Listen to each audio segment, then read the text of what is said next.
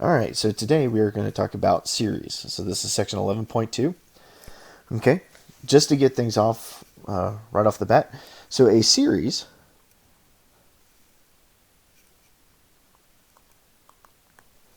denoted by the summation as I goes from 1 to infinity of a sub I is a sequence of partial sums.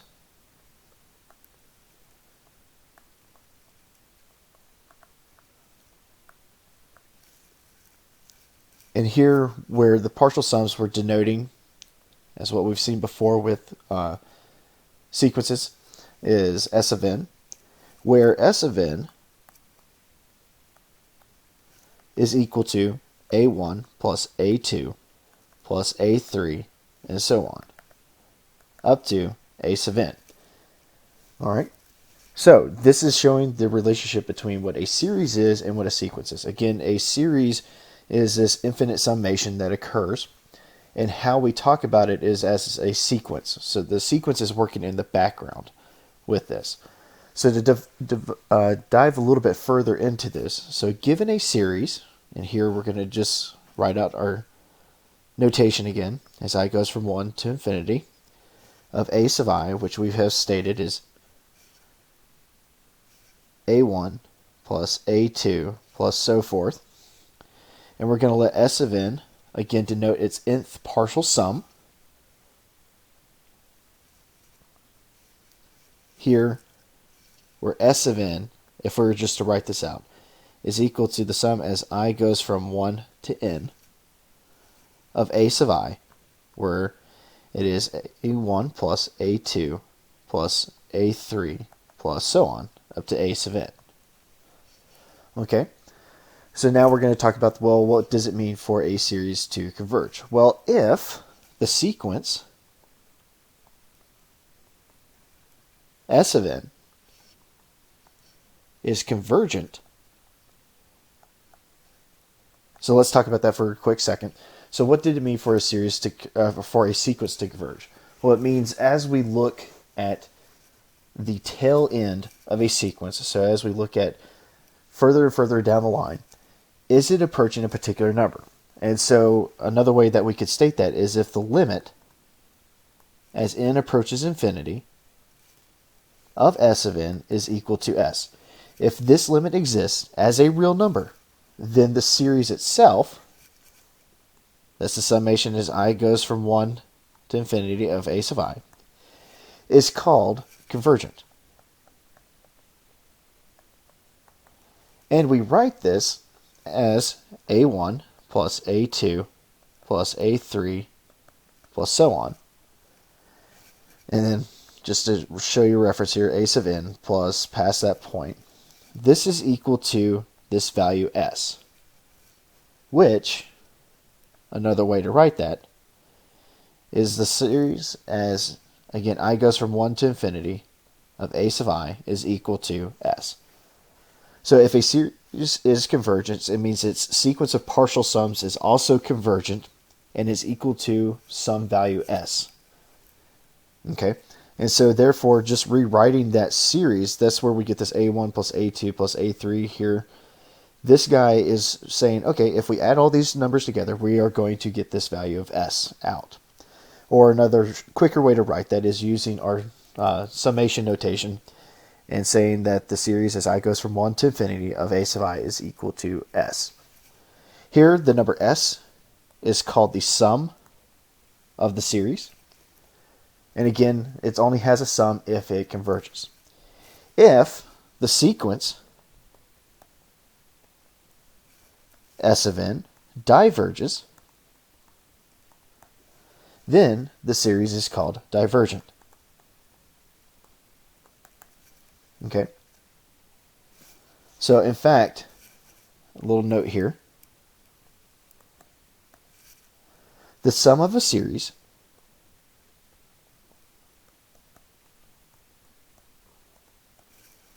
is the limit of the sequence of partial sums.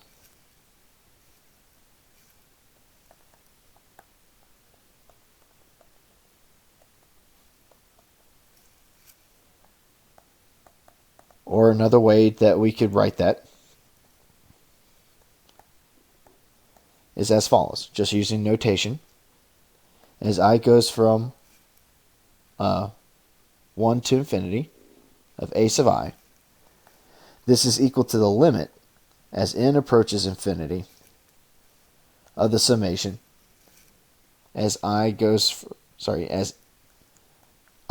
from 1 to n of a sub I. So again, the sequence of partial sums, this is generated through this finite sequence, and we take that limit as n approaches infinity and seeing what's happening at that tail end. All right. So let's consider the following series. Here we have the summation as n goes from 1 to infinity of 1 over 2 to the n. And so what we would see here is that it goes from 1/2 plus 1/4 plus 1/8 and so on. All right. So let's look at what's happening with its sequence of partial sums. That way we can see what's happening in the background. All right. So we're just going to write out a few of these. Nothing horrible here. So again, S of n is this sequence here. S1, S2, S3, and so forth, up to S of n. All right. So how this would look is, well, S1 would be the first term in the series. It's 1/2. S2 is the next partial sum. So it's 1/2 plus 1/4. All right. And so when we add those two together, we're going to get 3/4 out of this. Okay, let's continue on trucking through here. S of 3. Well, we get 1/2 plus 1/4 plus 1/8. Notice that we get 7/8 out of this. All right, S of 4. Let's write out one more set of this. See if we start realizing a pattern. Plus 1/8 plus 1/16. Well, if we add those together, well, we know that this is 7/8 plus 1/16. Well, that's going to generate 15/16. Well, remember back with sequences, we could start realizing, okay, if we could find a formula that fits this, then we can simply just apply a limit and see if this is going to converge. Okay, so we have 1/2, we have 3/4, 7/8, 15/16, and so on. Well, if it continues this pattern, think about, is this looking like it's approaching a particular value?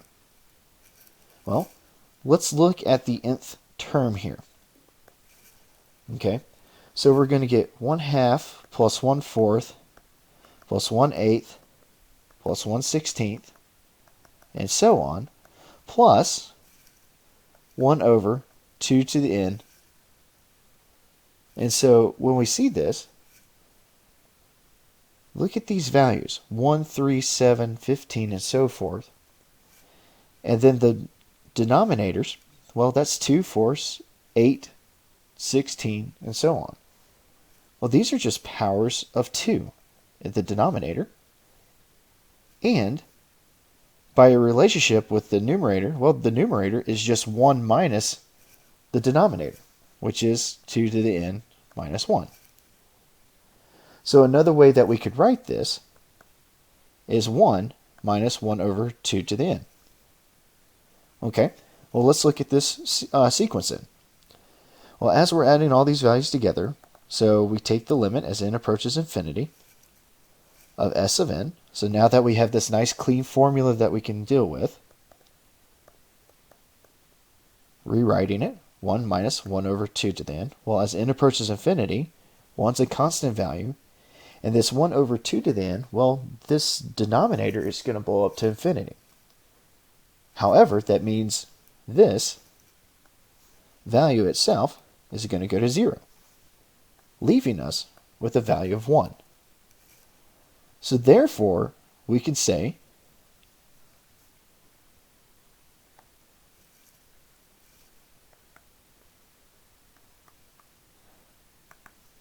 therefore,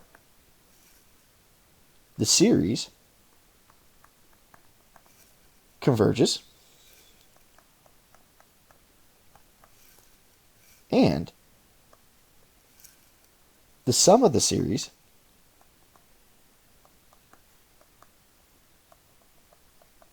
is 1. Okay, again, this sequence of partial sums, we have noticed that as we add more and more values to it, as we approach infinity, we are approaching the number 1. So therefore, the series is converging to 1, or the sequence of partial sums is converging to 1. Therefore, the sum of the series is equal to 1. So again, sequence converges.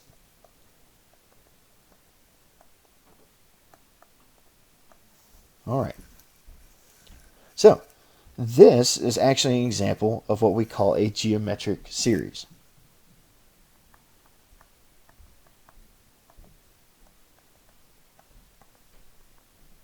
Okay. What this is that we are adding or multiplying by some particular value of r. So some common ratio. So how they behave is the following. So typically we'll start with n is equal to 0 and go to infinity. And it's ar to the n. But I will write another one that we will commonly see as well, so that way you're prepared for both. So it starts off as a plus ar plus ar to the n. Sorry, ar squared plus so on. And if we looked at the nth term and then past the nth term, this is what it would look like. Well, this is, here we will say that a is not equal to 0, because if a was equal to 0, then this would just be the summation of all zeros. So not very exciting. So a is always going to be some value. Okay, and here with common ratio, and I'm putting that in parentheses, because typically once we start talking about it, we'll just talk about the ratio, but it's more, the correct terminology is to talk about the common ratio with each of these terms. And here the common ratio is r. And here, again, r is not equal to 0. Okay? So, we have actually seen this idea of a geometric property when we looked at sequences from the previous section. So from that, we can actually talk about if a geometric series converges or diverges.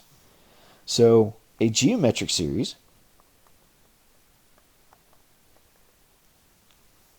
with common ratio, here r, diverges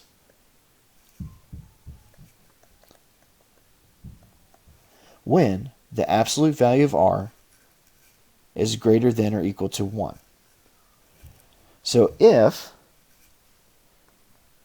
r, the absolute value of r is between 0 and 1, so that means it can become in between -1 and 1, exclusive, then the series converges. And this is the cool part. So with a lot of series, finding the sum of a series is very difficult, sometimes impossible to deal with. However, with a geometric series, if it converges, we can actually find its sum. And here, the sum of a geometric series, when we add them together, add all these terms together, is the following. So ar to the n, this is equal to a over 1 minus r. Now, if we were dealing with, say that our index instead of starts at 0, it starts at 1, we need to match. So here, instead of being to the nth power with the previous one, we're in the n minus 1. So notice here that when I plug in a 1 here, I'm going to get r to the 0, so therefore they have a match with each other. This is going to become very important when we're dealing with practice problems. So if a index starts at 0, then we can match to our formula. However, if it starts at 1, we need to make sure that we have an agreement with the terms if we have an index that's 1 or more. Okay? So, now let's use that knowledge and show that the following two geometric series if they converge or diverge. Okay, so looking at the behavior or the structure of what a geometric series looks like, it means we probably need to rewrite these guys. So here I want you to take a second and see if you can work out these two problems. So this would be a good time to pause the video and work these guys out.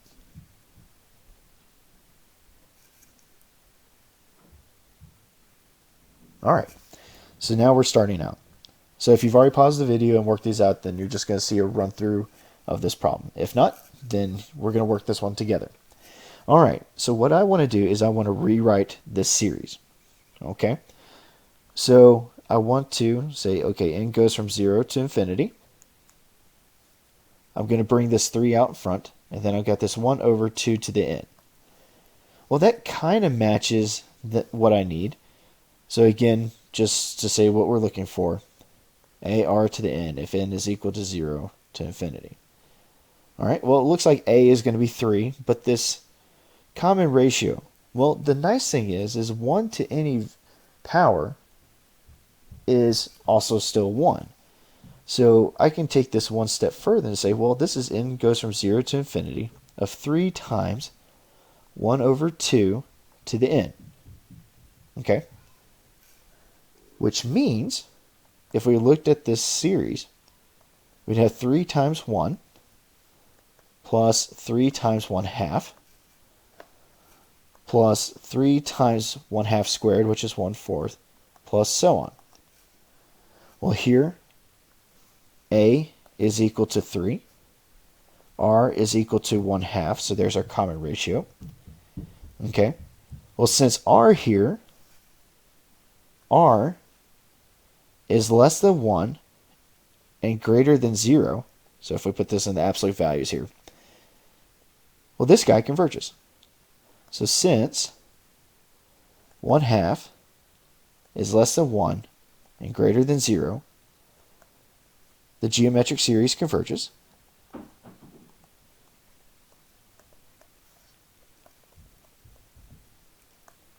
And since it converges, that means we can find its sum. So its sum, again, I just like rewriting this to show you where this is coming from.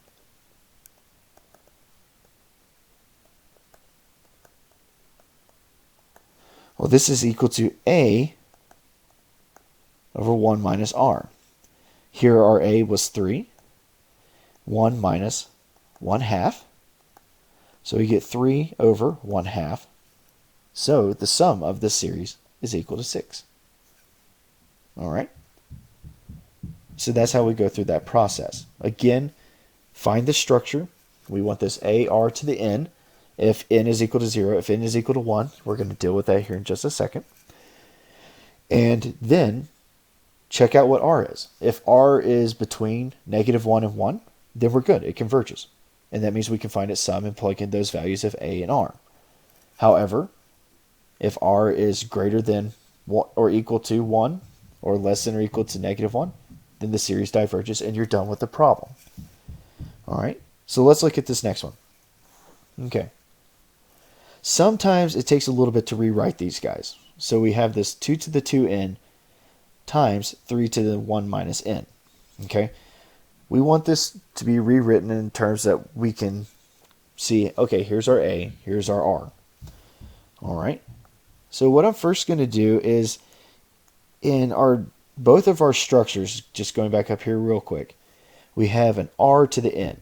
We don't have any other multipliers. We have some value here that doesn't have anything attached with it. And this n is by itself or it's n minus 1, one of the two. Okay.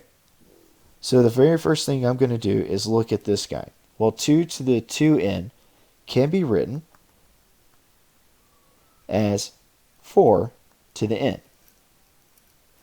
And since we're dealing with a rewrite already, I want to get n minus 1. Well, if I factor out a negative, I can get 3 to the negative n minus 1. Okay? So right now I actually don't see a ratio yet, but we're going to see if that comes out or not. All right. So we let n equal 1 to infinity. and we're going to get 4 to the n, and since I had this negative, I am going to move this guy down to the bottom. All right, so it's starting to look like a ratio, which is what we want. Okay, well, I've got this 4 to the n and this 3 to the n minus 1. There's an issue. Their powers don't agree. If their powers agreed, I could rewrite this as 4/3 to some power. But there is a way that we can do that. So this n minus 1 means it's missing one power in the denominator. Well, I can factor here. Well, if I factor a 4 out, that leaves me 4 to the n minus 1 over 3 to the n minus 1. And when I do that, I get the summation, as n goes from 1 to infinity, of 4 times 4/3 to the n minus 1. And now I have the structure that I need. Again, since n is equal to 1, I need n minus 1 for one value here, this r, that ratio, and then a to some power. A could be 1 in some cases, but in this case our a is equal to 4. Our r is equal to 4/3. Therefore, since this is greater than 1, the series, and I'm just going to be a little bit more specific here, this geometric series diverges. Okay? And that's all you have to do.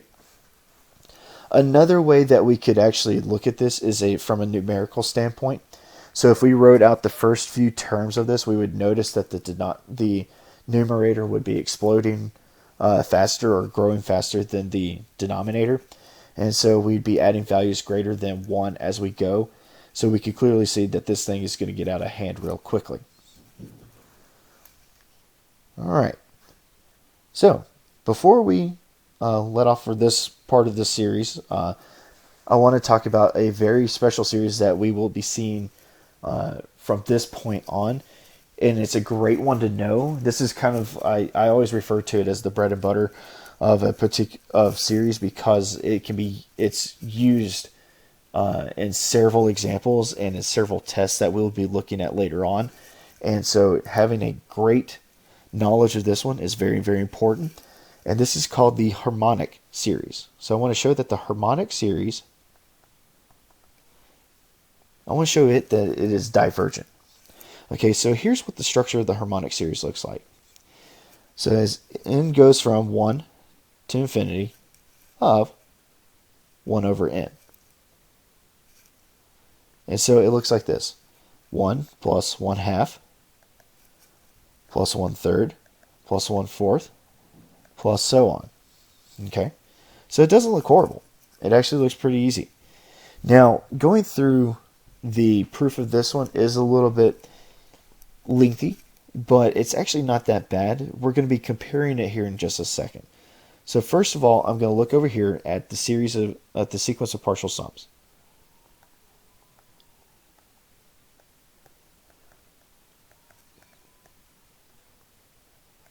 So over here on the left-hand side is going to be our sequence. So S1, well, that's obviously equal to 1. S2 is going to equal 1 plus 1/2, which is 3/2.